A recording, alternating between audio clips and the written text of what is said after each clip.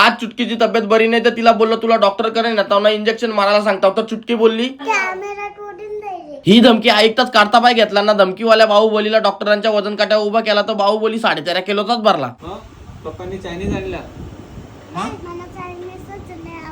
अशा डॉक्टरांशी बिझनेस मीटिंगच्या गप्पा मारून चुटकीबाई दवाखान्यातून निघली. तशी एका वर्षातल्या कोम्यातल्या उठल्यावर कशी आठवण येते तशी आठवण घरच्या बाईनी वालाचा बिड्डा सांगला याची आली. तीच कामगिरी फत्तेपाडासाठी वाशिंच्या गच्चीतल्या लोकांच्या फटीफटीतल्या टार्गेट जवळ पोहोचलो. टार्गेट पुरा करून निघलो तर एक बाई पाणीपुरी खात होती. बाजूला दुसरी बाई पण होती. 2 बायकांच्या मध्ये घुसून तिसरी बाई होऊन पाणीपुरी खाल्ली ना. आमचा फुफ्फुस बाप्यापासून पाणीपुरी खाल्ली म्हणून पोटान कमी ना कपड्यावर जास्त सांडवली. एवढा वेळ शांत बसलेली चुटकी अचानक कोरोनाचा लॉकडाऊन संपलाय ना. दुकानं उचकल्या तशी जीवाचा आटापॅटा करून शॉपिंग करायला लागली. हो बघा आमचा कटप्पा. याच्या बर्थडेला 300चा केक कापून याला एक टप्पा आउट करून 3000ची पार्टी घ्यावं म्हणून यो बायका पोरा घेऊन बर्थडे सेलिब्रेट करायला माथेरानला पळाला ना. याच्या बायकोनी याला कुदवला म्हणून कांदा घ्यायला आला. यांच्या नांदात मी सामान विसरलो तर माझी बायको मला कुदविली. याच्या आधी मोनूची लाल लाल टमाटी काढली. तिकडे फुफ्फुसनी मातीन माकलेली बटाटी काढली. इकडे काकांनी त्यांचा अनुभव दाखवित गुलगुलीत टमाटी काढली. यावी जेवढी काराकारी केली तेवढी काराकारी गाडीला लटकवून घरी आलो. आई चुटकीचा शीत उतरवते तोपा चॅनल सबस्क्राईब करून तुम्ही कमेंट मध्ये मला प्रश्न विचारत राहा कारण मी Q&A चा ब्लॉग चालू केलाय. कधी पण तुमचा प्रश्न उचलून मी उत्तर देऊ शकतो. द्याव ना. थँक्यू.